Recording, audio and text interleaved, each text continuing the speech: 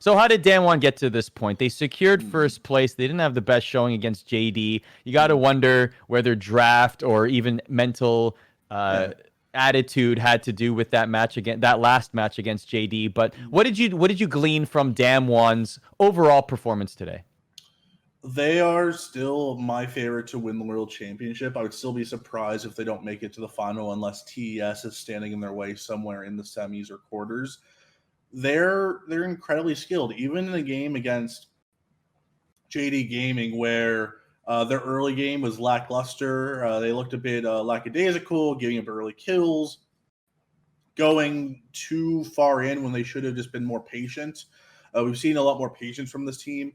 This kind of showed some of the old habits of last year when DAMWON Gaming was this fiery young team, very known to be, playing balls to the wall, always up in your face, and they could trip sometimes and stumble and play a bit stupidly. And I think we saw some of their antics come out here where we're seeing so far up to that JD Gaming, we've seen kind of the perfect team. They're a team that can play different styles.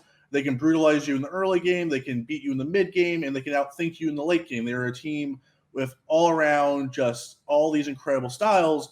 And it's not just that they're mechanically gifted and that they can beat you in every single way from laning to team fighting to skirmishing.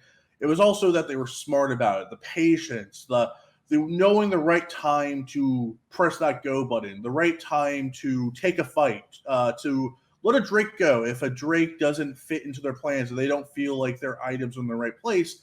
Where in the JD Gaming, they just fought, and there was a lot of fighting, and it didn't really matter what time it was in the map. It was kind of just they were going to take a fight, and they were in a skill test and just kind of test their limits. And for the most part, these two are arguably the best team fighting teams in the world. So we had a lot of incredible back and forth swings between these two heavyweights. But I also you have to look at it that, yes, these two teams were locked into their place by the time we got to this final game, where if there was a tiebreaker looming if DAMWON lost, I wonder if they would have played a bit more patiently. It does suck that they did not join their South Korean brethren of Samsung White, SKT in 2015, and Longju Gaming in 2017 as the only teams to ever go 6-0 in the group stages. TES is now the only team capable of claiming that incredible feat. I do feel like they are a team that is of that 6-0 ilk.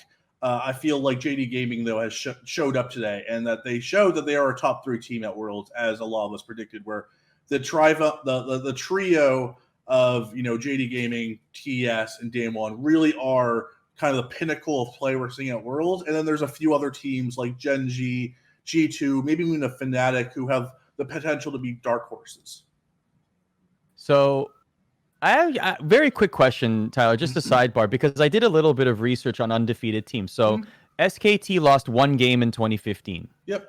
Samsung White lost 2 games in 2014. So SKT in 2015 was the only time. That was the closest we ever got to a perfect Worlds, right? And they lost in the final against KOO Tigers. So I'm curious, because you covered that. Like, how much of I going into that was this is going to be an undefeated year, this is going to be a perfect Worlds? I think going into it, there was a discussion of like who's better, the KOO Tigers, SKT. SKT was coming off statistically the greatest domestic season in South Korean history, and they were already the most dominant region. So I think by that point it was a case of the KOO Tigers were the underdogs. They were the lovable story. People wanted them to win. They thought they had a chance, but by the time the first 2 games went by, SKT kind of dominated. And then KOO Tigers came out and they stole game 3 off of Hojin. I remember this game quite fondly, where Hojin, their most maligned member, their team captain, the less mechanically gifted member of their team, was on Lee Sin, and he played the best game of his career, kind of stealing a game away from SKT, stopping their perfect run. And I remember the entire Mercedes-Benz crowd was on the Tiger side. They were screaming the KOO name. Everyone was against SKT at this point. The lovable SKT. They wanted to see Game 5. Everyone forget the perfect run. Yeah, they wanted the story. They wanted the Game 5. They wanted more League of Legends. They wanted to see an epic final. And I remember the crowd going crazy for KOO Tigers, and then with everyone in the crowd screaming KOO Tigers, Faker picked in his rise and absolutely smashed them. And maybe one of the greatest single performances I've ever seen of any player ever. He was like 1v3 in KOO Tigers in that 4th map and just put them to bed. So I think DAMWON has the potential to be that kind of team. I really do think they are a team that we can maybe, seeing how they go in the playoffs, I do think they have holes. As shown in today, they can revert back to their old state where they can be lured into these dirty fights. And I want to see, with the stakes higher and them not being locked into their spot, if that was just, them testing their limits because they were already locked into the number 1 seed, or if those bad habits are still with them and that they can be exploited against, a G2. Because if they meet G2 in a quarterfinal and, they have that emotion going where they feel like they have to beat G2 and they have this it's the monkey on their shoulder. It's the demon, keeping up of the night. It's what's haunting them, right? And if you go against G2 and G2 is a team that loves to always fight, always skill test, I don't know if DAMWON could hold back and play a smart game. I think they might, revert back into 2019 form.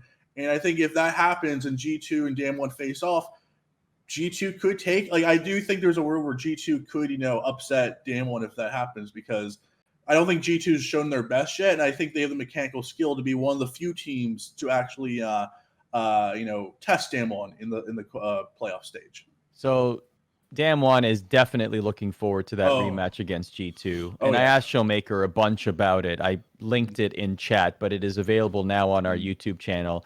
He talks about it a lot, and he actually says that he would rather face G2 later. So he kind of hopes he doesn't face them in the quarterfinals, even though it's a number 1, number 2 seed situation, so it could happen. He hopes that they face G2 later in the tournament because it would be even sweeter to get their revenge at a later stage. So you can tell that this matters to them very, very much.